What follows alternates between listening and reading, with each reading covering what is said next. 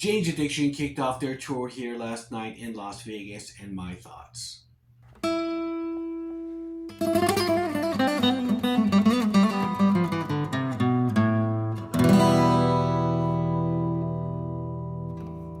Okay, so Jane's Addiction was here last night kicking off their tour, their North American tour, with special guest Love and Rockets. They played at a new theater, relatively new, called the Bleulive Theater, and it's located in the Fountain Blue Casino. And it fits around 3,800 people, and I had the mezzanine seats. I was up in the balcony, and every seat is really, it's very intimate, it's very close, you can see everything. However, they did have two video screens on the side of the stage, and the acoustics was perfect. Now, this being a new theater as well, a new venue, yes, the sound in here was impeccable. It was awesome.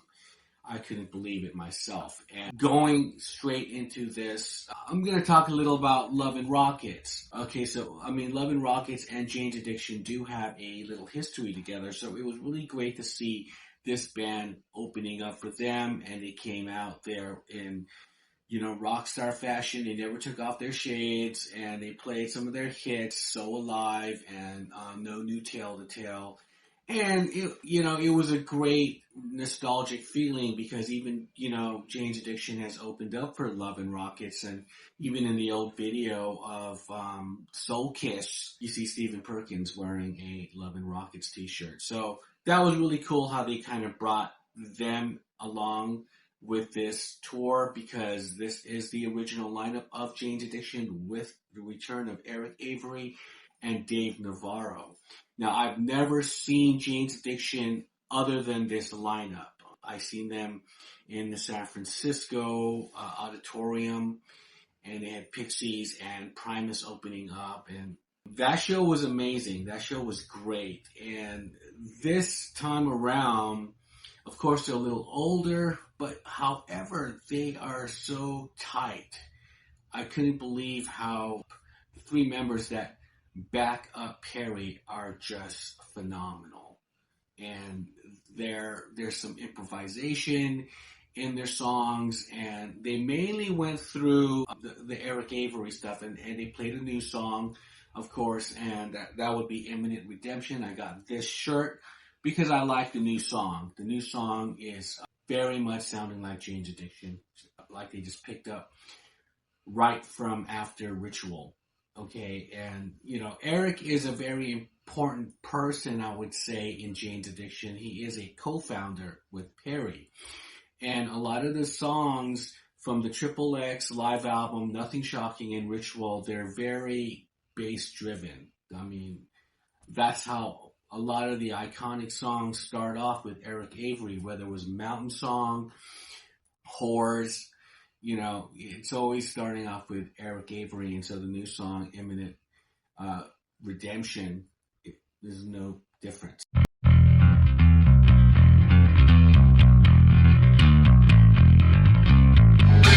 make some good trouble. Let's call in the drummer. High stakes in our drama, and we need the women too. Not only did I get this shirt, I also got, they had a retro kind of Ritual long sleeve with the First Amendment on the back. They kicked off the show with Kettle Whistle, which was recorded by the Relapse lineup of Flea. After Kettle Whistle, which was a really kind of cool intro, it was a very moody, kind of dark setting, and they were kind of hidden in the shadows, and then once Eric started playing Whores, from then on, it was just like you were transported back into 1990. For me, it felt that way. And then they're coming out with Pigs and Zen, Ain't No Right, Ted Just Admit It. This is the set list here that I'm going down. Summertime Rolls, which I thought was really awesome. And the return, of course, with Dave Navarro. I've never seen Jane's Addiction other than, like I said, these four. I've seen footage on video on YouTube of other people coming in, whether it was Josh Klinghoffer filling in for Dave, and I just sit and watch the first two songs or whatever, and there's just something about these guys together. Now, Jane says it was underwhelming. I know that Perry's a little older now and can't hit these notes the way he used to, and so he was pretty much being carried by the audience, which was great anyway. So after that, we went into Up the Beach, Mountain Song, 3 days, of course. And that is the Dave Navarro, I believe, as one of the greatest guitar solos ever. Rock solos, I mean, that is him all over it. And one thing I didn't like about the venue when it came down to the video screens, because if you're wanting to see, Dave Navarro really play, and you play guitar like I play guitar, and you kind of want to see when it's his time to shine that they show him on the video screens, right? Because, I mean, even though you can see him live on the stage, but when it comes down to these like solos, you want to kind of get a glimpse of him, and you want to see his fingers on that fretboard, or you just want to see him playing. They wouldn't have him on there. They'd show the drummer. It was like so annoying, and they did this throughout the show. It was just like they would never show Dave. Like, this is the solo. Fucking put the camera on Dave and let everyone see him, play. And especially a song like 3 Days, where he's just, going through all this guitar mastery, right? And the song is constantly changing and everything. And it was just like, that was annoying. Whoever was running and those cameras and directing it, like, no, switch to this camera right here. This fucking guitar player. They're just showing, or they show Perry walking around while his guitar solo is just, everyone is just like in it, like fuck. And that pissed me off. And then so after 3 days, they went into their new song, Imminent Redemption, and I spoke about it earlier, and that's, why I got the t-shirt. I love the new stuff, and I can't wait to hear more material from this original lineup. Then she did, which was one of my favorite songs from Ritual. They played that one beautifully, and then they ended the set with Ocean Size. Wow, right? Of course, they came back on an encore, 3 songs, Been Caught Stealing, and Stop, and then they all did Chip Away from the Triple X album, so they went full circle, and I've never seen them play that song live, and so that was really cool. And it was 2 hours. They came on at like 10:30. Usually, I've seen shows here, like bands that are from that time, like The Cult, and they play like an hour and a half, or, a lot of these older bands, they don't really play as long, and, this was like, we were back in 1990, and they're just playing 2 hours, and they're past midnight, so it was really cool.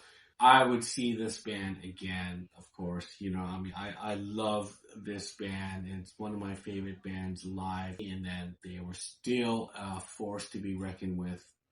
Great lineup. I can't see this band in any other kind of lineup. I mean, I'm not a fan of Flea with Jane's Addiction. For a first night, I think they did a great job. The Jane's Addiction show has become sort of like a Grateful Dead show, and they were kind of talking about the Grateful Dead because they went and saw that Dead show that we have here at the Spear with John Mayer, and they were also talking about, hey, would you guys like to see us in the Spear next year? And everyone was like, yes. But y'all caught dead at the Dome. Maybe next year we can all do it together. Would you like that? It'd be awesome to see Jane's Addiction in the Spear, because their music, when they have these kind of long jams, that this lineup always kind of improvises. That was one thing, because that's one thing that this lineup always had, that connection musically, these musical exchanges, that they are so in tune with each other, other than the other lineups. which I've seen them play live, on videos and whatnot, and it's not the same. So that would be great to see them at the Sphere. So that is my review on the Jane's Addiction show at the Bleulive Theater. And tell me what your thoughts. Give me some comments below. Has anybody seen Jane's Addiction at this show last night in Vegas? It was awesome. And with that, I'll shut up and I'll leave you with some more Jane's Addiction